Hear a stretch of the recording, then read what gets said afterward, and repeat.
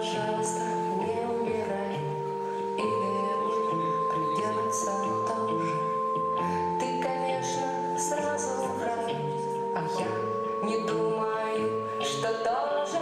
Хочешь сладких апельсинов, хочешь слух рассказов длинных, хочешь я взорву все звезды, что мешает спать.